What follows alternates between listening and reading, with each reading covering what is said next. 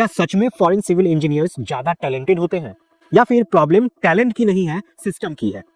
आज के इस वीडियो में हम बिना इमोशन, बिना बायस और बिना मिथ के प्योर रियलिटी पर बात करने वाले हैं। इंडियन सिविल इंजीनियरिंग एजुकेशन और फॉरेन सिविल इंजीनियरिंग एजुकेशन के बीच सबसे बड़ा डिफरेंस टीचिंग अप्रोच का होता है। इंडिया में सिविल इंजीनियरिंग एजुकेशन ज्यादातर थ्योरी ओरिएंटेड होती है, वहीं फॉरेन कंट्रीज में सिविल इंजीनियरिंग एजुकेशन ज्यादा एप्लीकेशन ओरिएंटेड होती है, प्रैक्टिकल ओरिएंटेड। नेक्स्ट एस्पेक्ट है practical exposure and site training का। इंडिया में बहुत सारे सिविल इंजीनियर्स पास आउट होने के बाद पहली बार साइट पर जाते हैं। साइट पर जाकर उन्हें बेसिक सीखना पड़ता है, लेकिन फॉरेन सिविल इंजीनियर्स को पढ़ाई के दौरान ही मैंडेटरी साइट ट्रेनिंग दी जाती है। इंटर्नशिप ऑप्शनल नहीं, कंपलसरी होता है। नेक्स्ट एस्पेक्ट है वर्क कल्चर एंड रिस्पॉन्सिबिलिटी का। इंडियन कंस्ट्रक्शन इंडस्ट्री में हायरार्की बहुत रिजिड होती है। जूनियर इंजीनियर को बोलने का मौका कम दिया जाता है। डिसीजन मेकिंग अक्सर सीनियर लेवल तक ही लिमिटेड रहती है, जिससे मिस्टेक होने पर ब्लेम कल्चर ज्यादा होता है। वही फॉरेन कंट्रीज में वर्क कल्चर ज्यादा रिस्पॉन्सिबिलिटी ओरिएंटेड होता है, वहां पे ज्यादा आपको रिस्पॉन्सिबल बनाया जाता है।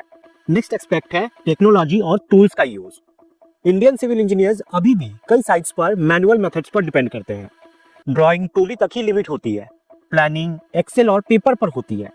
वहीं foreign civil engineers regular advance tools like BIM, project management software, scheduling tools, quality monitoring system, इसको महत्व देते हैं।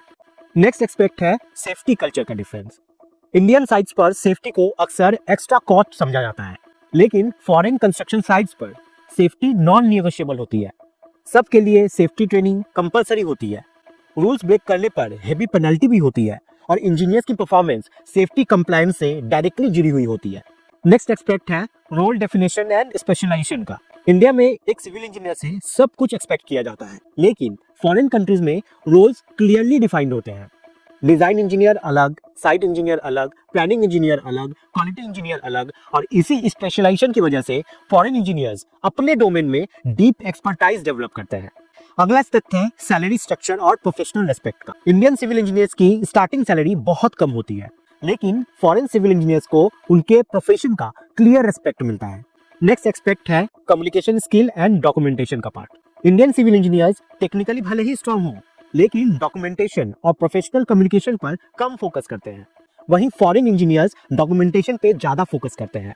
अब यहाँ पे एक बहुत बड़ा सवाल आता है कि क्या फॉरेन इंजीनियर्स रियली बेटर होते हैं इंडियन सिविल इंजीनियर से?